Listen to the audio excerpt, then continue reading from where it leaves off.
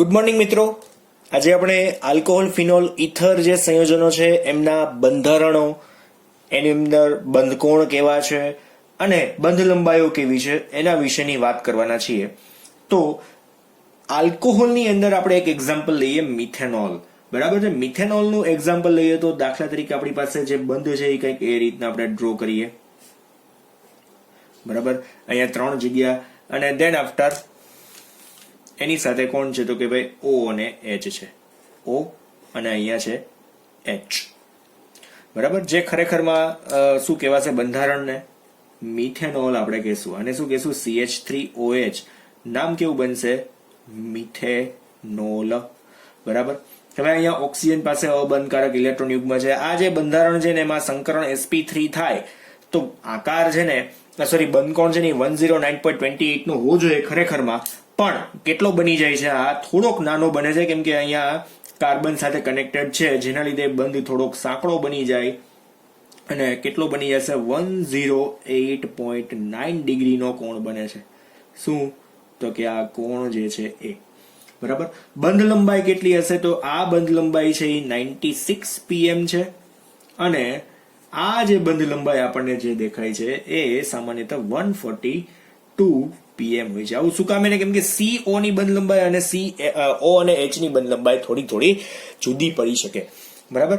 ત્યાર પછી જોઈએ ફિનોલ માટેનું એક્ઝામ્પલ, તો સીધું ફિનોલ જ જોઈએ. આમાં ફિનોલનું બંધારણ કેવું હશે તો એમાં આપણે જોઈએ આ રીતના આપણી પાસે ફિનોલ માટેનો બેન્ઝીન છે.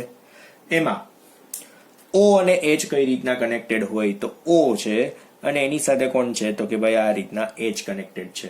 બરાબર. એના અબંધકારક ઇલેક્ટ્રોન યુગ્મ કઈ રીતના હોય તો આ રીતના કંઈક અબંધકારક ઇલેક્ટ્રોન યુગ્મ એની સાથે કનેક્ટેડ હોય. બરાબર. આ એના બંધ છે જે તમને દેખાય છે. બંધારણનું નામ શું બનશે તો અહીંયા ફિનોલ. બરાબર. હવે બંધ કોણ અને બંધ લંબાઈ જોઈએ તો આ જે બંધ કોણ જે છે, આ જે બંધ કોણ દેખાય છે એ ખરેખરમાં હવે કેટલો હશે? 109 ડિગ્રીનો જ હશે. 109 ડિગ્રી. આ તમારે યાદ જ રાખવાનું છે, એમાં કોઈ જ ચેન્જીસ નથી. પછી આ જે C અને OH, C અને O ની જે બંધ લંબાઈ છે કેટલી હશે? 136 pm જ હશે અને આ જે છે એ કેટલી હોય? 96 pm જ હોય. એમાં કોઈ ચેન્જ નથી. OH ની બંધ લંબાઈ કેટલી હશે? 96 pm. બરાબર. એ તો તમને લોકોને ખ્યાલ છે. હવે લાસ્ટ વન આપણી પાસે બંધારણમાં જે છે એમાં આપણે જોઈએ CH3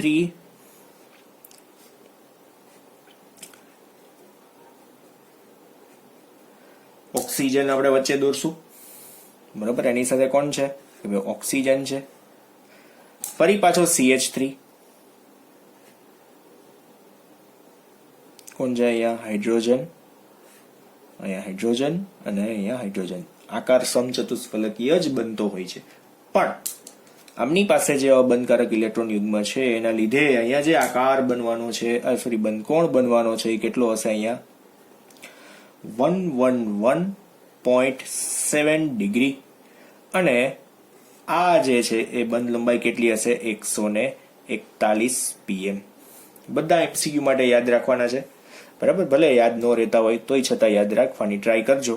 MCQ માં પૂછાય તો આપણને આવડવું જોઈએ. નામ શું બનશે? Methoxy methane. Methoxy methane. બરાબર. આ પેલું બંધારણ હતું આલ્કોહોલ, બીજું અને આ છે ત્રીજું. આઈ થિંક હવે તમને ખબર પડતી દેખાતું હશે.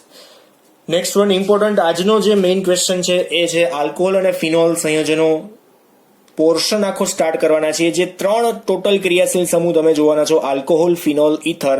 એમાં આલ્કોહોલ અને ફિનોલ જે છે એ કમ્બાઈન ચાલશે. ઇથર આખું છે એ અલગ છે. જેમ આલ્ડિહાઇડ, કીટોન અને કાર્બોક્સિલિક એસિડમાં આપણે આલ્ડિહાઇડ અને કીટોનને કમ્બાઈન રિએક્શનો બધી જોઈતી. બરાબર. આલ્ડિહાઇડ કીટોનની પ્રક્રિયાઓ બધી એક સાથે જોઈતી, પણ કાર્બોક્સિલિક એસિડ હતું એ થોડુંક અલગ રાખ્યું હતું. આપણે અલગ જ પોર્શનથી આપણે શરૂઆત કરી હતી. સેમ એઝ આની અંદર પણ આલ્કોહોલ, ફિનોલ ઓલમોસ્ટ કમ્બાઈન ચાલશે. ઇથર છે એ થોડુંક આપણે અલગથી છેલ્લે અલગ પોર્શનમાં જોવાનું છે. તો સૌથી પહેલા આલ્કોહોલ અને ફિનોલ સંયોજનોની અંદર આપણે આલ્કોહોલ સંયોજનોની બનાવટની પ્રક્રિયાઓ જોઈએ. આ પોર્શન છે એ ચેપ્ટરનો પાર્ટ 1 રહેશે ટૂંકમાં. આની અંદર આલ્કોહોલ સંયોજનોની બનાવટનો આપણે અહીંયા હું લખી જ નાખું છું પાર્ટ 1, કેમ કે પાર્ટ 2 ની અંદર આ પોઈન્ટ આપણો પૂરો થવાનો છે. આ લેક્ચરની અંદર પૂરો ન થાય. લેક્ચર 4 છે એ પાર્ટ 1 નો હશે. લેક્ચર 5 છે એની અંદર આપણે પાર્ટ 2 જોવાના છીએ. તો આલ્કીન સંયોજનોમાંથી આલ્કોહોલની બનાવટની પ્રક્રિયાઓ જોવાની છે, જેમાં બે પ્રકાર છે, સંમિત આલ્કીનમાંથી અને અસંમિત આલ્કીનમાંથી. બરાબર છે. અને સંમિત અને અસંમિત આલ્કીનમાંથી ખાલી આપણે જે પહેલો પોર્શન છે એસિડ ઉદીપકીય જલીકરણ કરવાનું છે. આલ્કીનમાં શું કરવાનું છે? અહીંયા એસિડ ઉદીપકીય જલીયકરણ. હું અહીં લખી જ દઉં છું, એસિડ ઉદીપકીય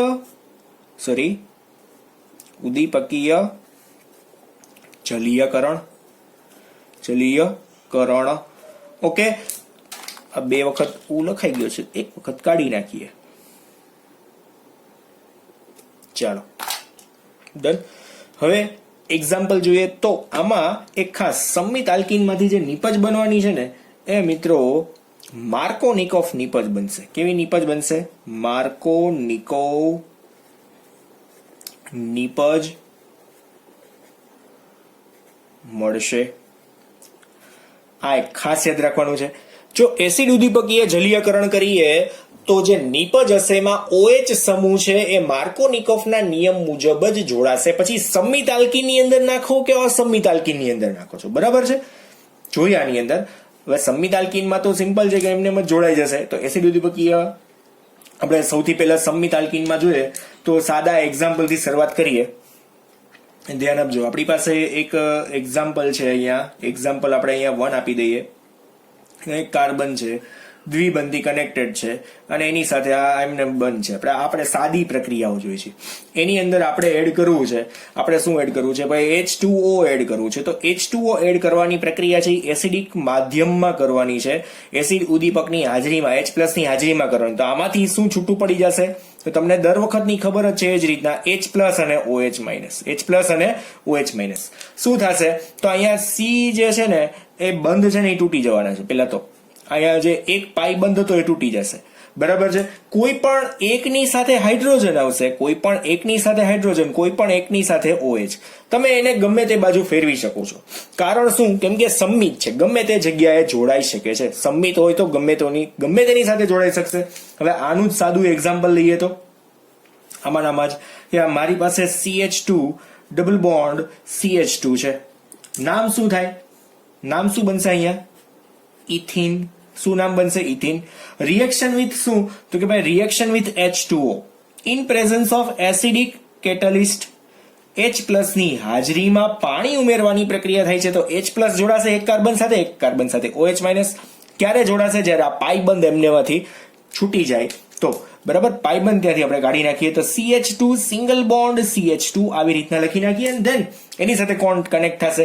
તો આની સાથે હાઇડ્રોજન, આની સાથે OH. આ શું બની જશે? ઇથેનોલ. શું બનશે? તો આનું નામ શું બનશે?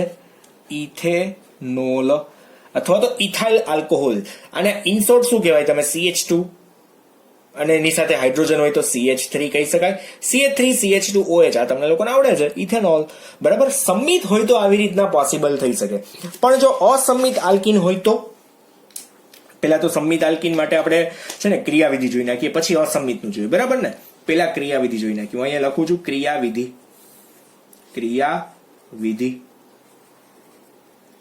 કઈ રીતના પોસિબલ થાય?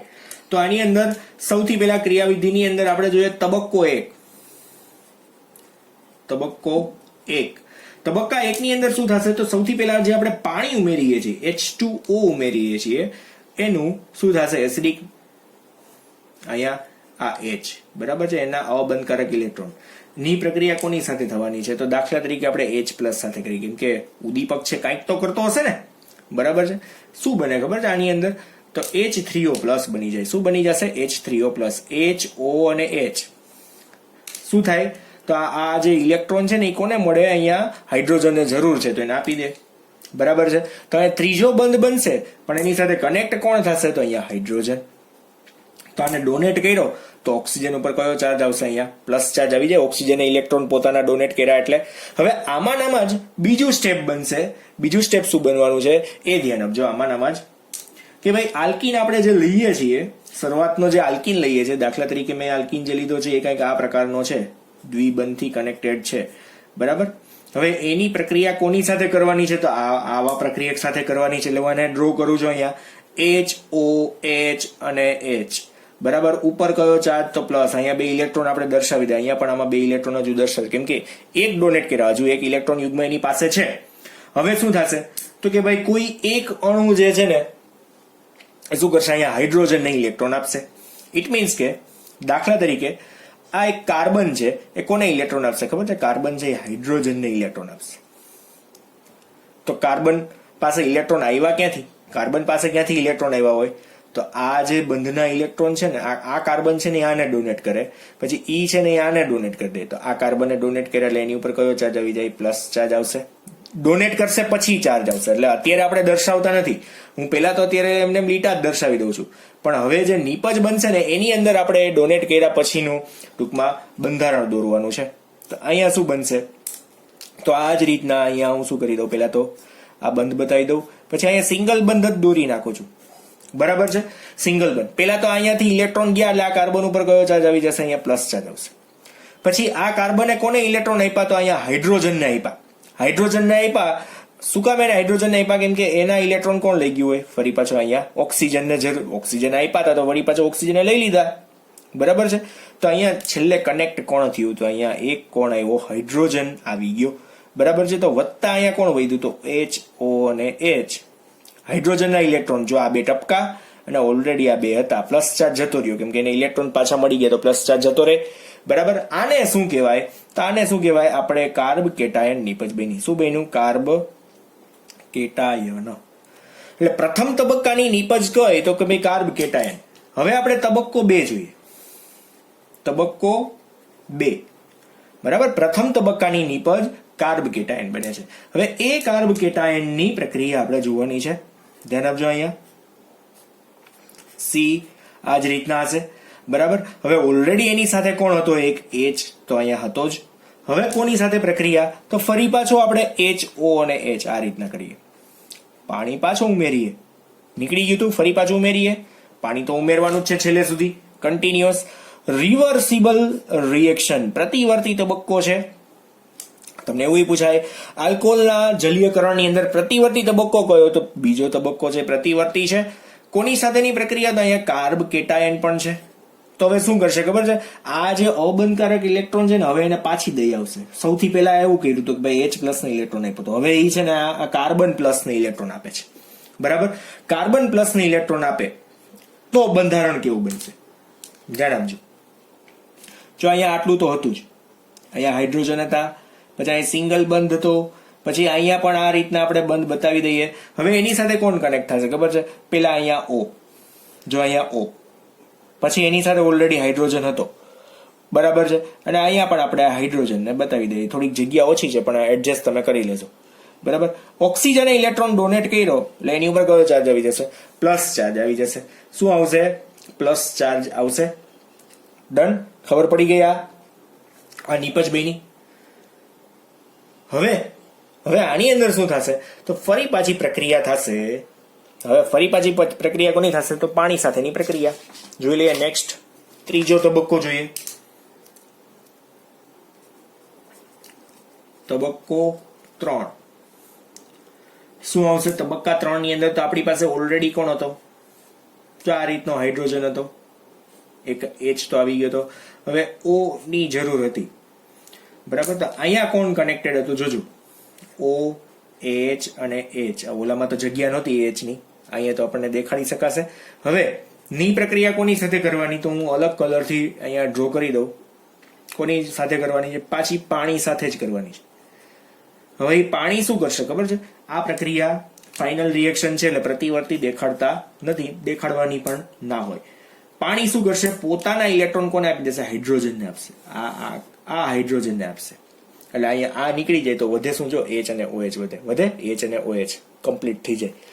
આ H ને આપી દેશે. તો પ્લસ ચાર્જ નીકળી જશે, કેમ કે આ ઇલેક્ટ્રોન ક્યાં જવાના છે, પછી ઓક્સિજન ઉપર જતા રહેશે.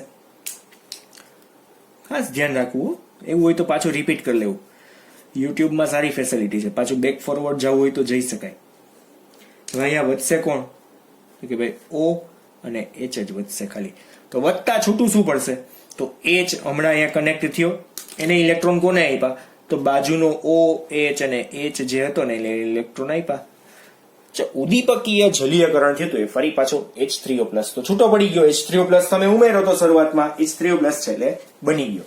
આને આપણે શું કહી શકીએ, અહીંયા આપણે 2 ઇલેક્ટ્રોન દર્શાવી દઈએ, બરાબર. અહીંયા પણ દર્શાવવાના બાકી રહી ગયા હતા. અને શું કહેશું, આલ્કોહોલ. સમજાય છે, બહુ સિમ્પલ વાત છે.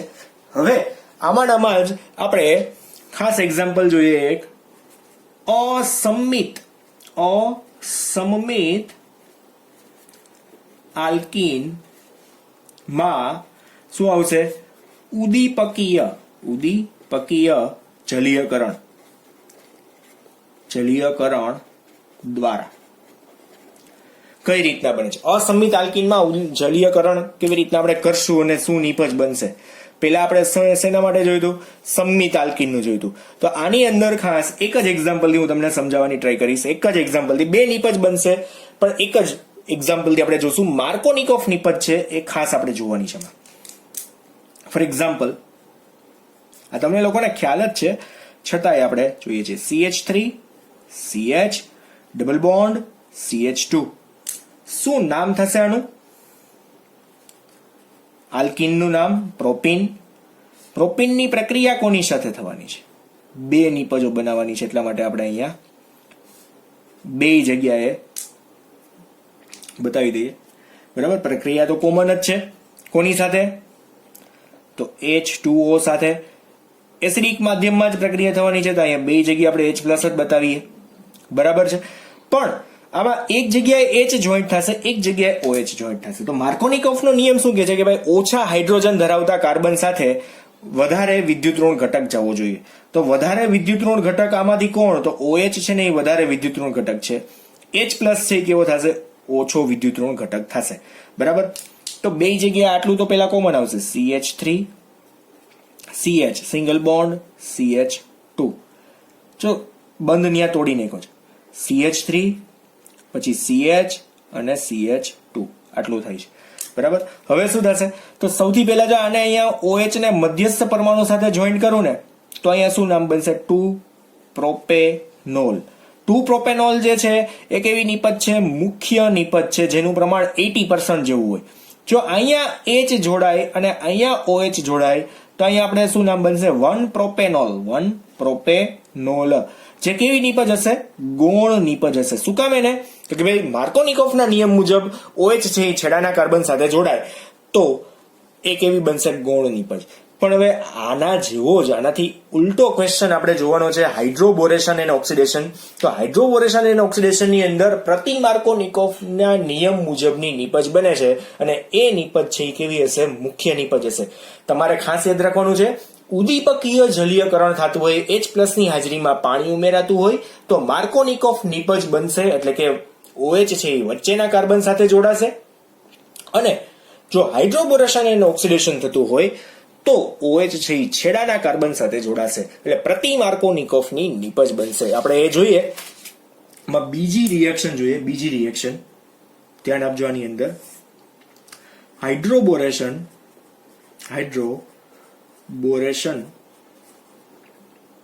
ઓક્સિડેશન દ્વારા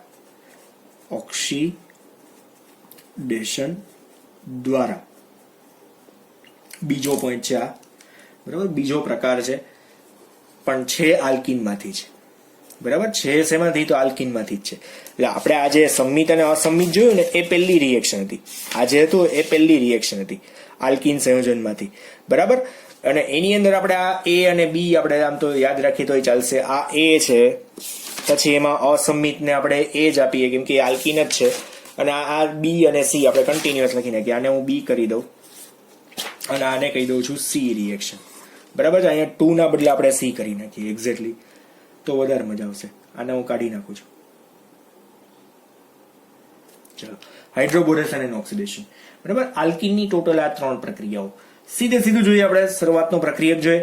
આમાં એક ખાસ હું લખી દઉં છું, નિપજ આવશે. કેવી આવશે? પ્રતિ માર્કો નિકોવ નિપજ મળશે. ઇટ મીન્સ OH છે એ ક્યાં આવશે? છેડાના કાર્બન સાથે કનેક્ટ થાય. OH ક્યાં આવશે? છેડાના કાર્બન સાથે કનેક્ટ થશે. ફોર એક્ઝામ્પલ આપણે શરૂઆત કરીએ. આપણી પાસે એક પ્રક્રિયક છે CH3 CH double bond CH2. બરાબર છે, આ જ રીતનો એક પ્રક્રિયક છે. હવે એની પ્રક્રિયા આપણે કોની સાથે કરવાની છે? તો ભાઈ પ્રક્રિયા છે ને આપણે કોની સાથે કરશું? તો કે ભાઈ HBH2 સાથે કરીએ. એટલે આપણે આમ જોઈએ તો BH3 સાથે કરવાની હોય, ખરેખરમાં છે ને BH3 સાથે કરવાની. આને કહેવાય બોરેન. બરાબર છે, બોરેન. ખરેખરમાં 2 મોલ્સ ઓફ BH3 હોય, જેને આપણે B2H6 એટલે કે આને શું કહેવાય? ડાઈ બોરેન કહેવાય. શું કહેવાય? ડાઈ બોરેન કહેવાય. હવે એટલા માટે એ લોકો અહીંયા શું લખે છે કે ભાઈ અહીંયા છે ને ટ્વાઇસ છે એવું આપણે, પણ આપણે એક જ મોલ લઈએ કેમ કે પ્રક્રિયા સંતુલિત તો જ થશે. એક મોલ લેશું તો જ પ્રક્રિયા સંતુલિત થશે. તમારી બુક પ્રમાણે જો અહીંયા ટ્વાઇસ કરવા જશું ને આખા કાઉન્સની બહાર તો પ્રક્રિયા સંતુલિત નહીં થાય. દેટ્સ વાય આપણે પ્રક્રિયા સંતુલિત કરવા માટે અને હું છે ને અહીંયા બોક્સ કરીને તમને દર્શાવી દઉં એક્ઝેક્ટલી. બરાબર, કે 2 મોલ્સ ઓફ BH3 નો આપણે અહીંયા ઉપયોગ કરીએ છીએ. BH3 ને આપણે આ રીતના લખ્યો છે. 1 મોલ BH3 હોય તો 1 હાઇડ્રોજન અને અહીંયા BH2 આ રીતના લખી શકાય. એમાં કોઈ જ શંકાને સ્થાન નથી. અહીંયા પોઈન્ટ હવે શું આવશે? તો ભાઈ હાઇડ્રોજન ક્યાં કનેક્ટ થશે? તો ધ્યાન આપજો અહીંયા કે ભાઈ આપણી પાસે છે CH3 CH સિંગલ બોન્ડ અને CH2.